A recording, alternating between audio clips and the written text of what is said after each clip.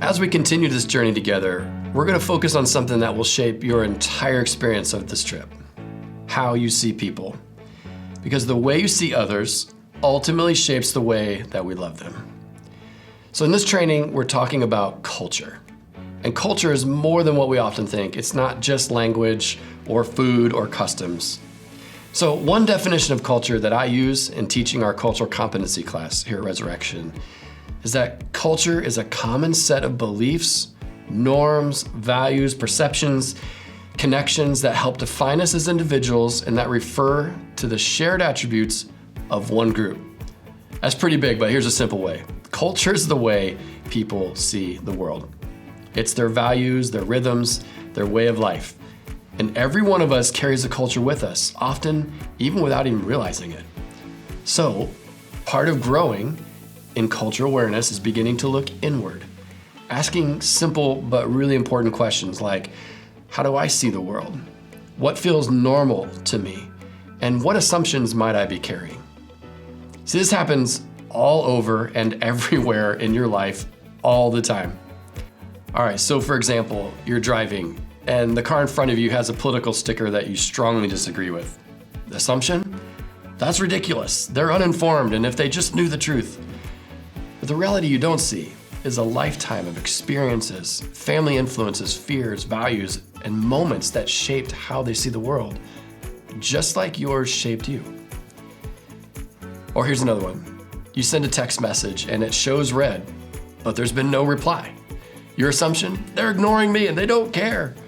The reality that you don't see is that they opened it maybe in between meetings, or they got pulled into something urgent, or simply they just didn't have the emotional bandwidth to respond well.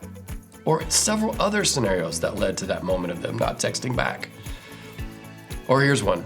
You scroll through Facebook and you see someone crushing life. Vacations, happy family, success. Your assumption? Oh, they've got it all together. Why don't I? But the reality that you don't see, often there's debt or struggle or tension, insecurities. Those things don't get posted. See, the truth is, we don't see reality. We see our interpretation of it. And sometimes, usually, without realizing it, we assume that our way is the right way. But on this trip, we're invited into something different. We're invited to step outside of ourselves, to listen more than we speak and to learn more than we lead, to approach every moment with humility. Because this isn't about comparing cultures, it's about honoring people. That's what happens. And then our world gets bigger, our perspectives shift, and we begin to see people not through our assumptions, but through understanding. Now, as you step into another culture, there are simple things to be aware of. Not as rules, but as ways to love well. Things like personal space. What feels normal to you may feel different to someone else. Body language, how people gesture, interact, and communicate. Eye contact. In some cultures it shows respect, and in others it may not.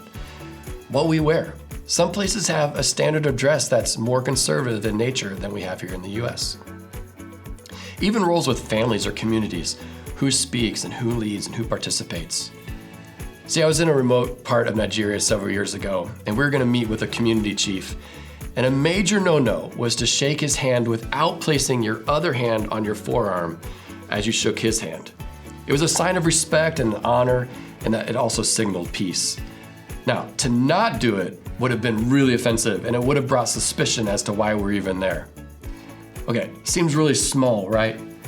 But that's your lens and that's mine.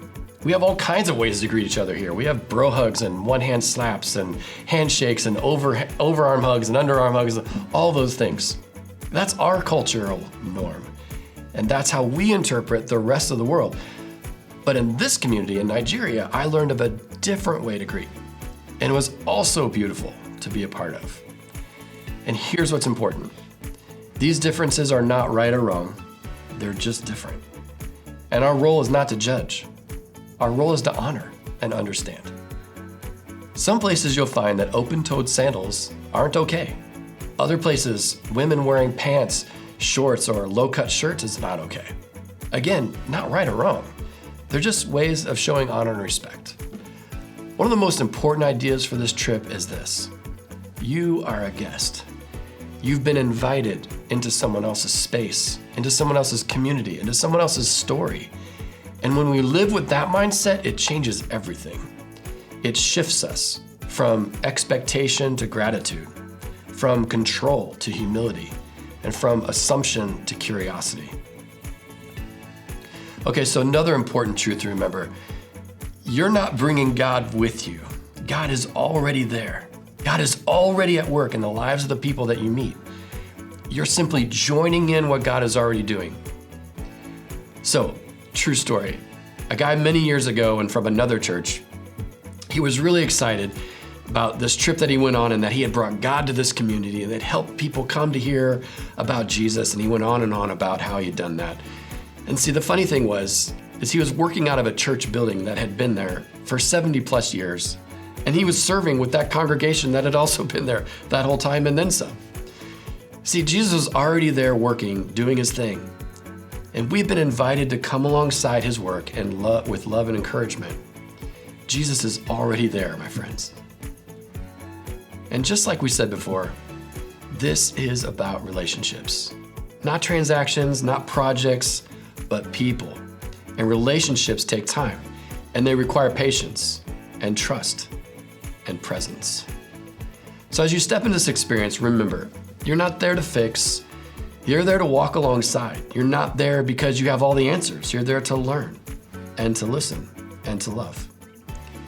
And yes, you will give, you will serve through various types of projects across all of our partner locations. There's teaching, VBS, some kinds of construction like we do in Honduras, or agriculture. There's much to do for sure. There's much to give, but you will also receive. You receive encouragement and joy and perspective. And it's important to receive those things with humility, because transformation, it flows both ways. One of our partners shared this idea in a powerful way: what it means to live as a guest.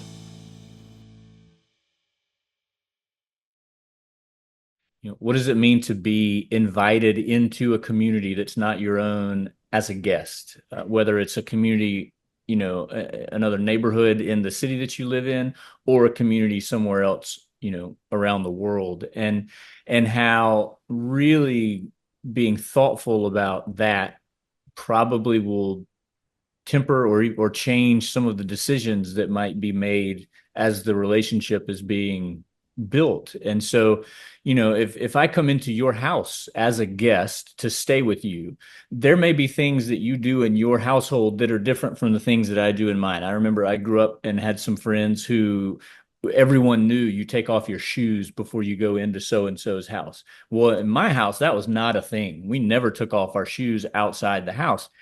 As strange as I thought that might be, we still all took off our shoes when we went over to that friend's house to play, because that was what they did in their house. It was a way to honor that, friendship and being a guest in their house.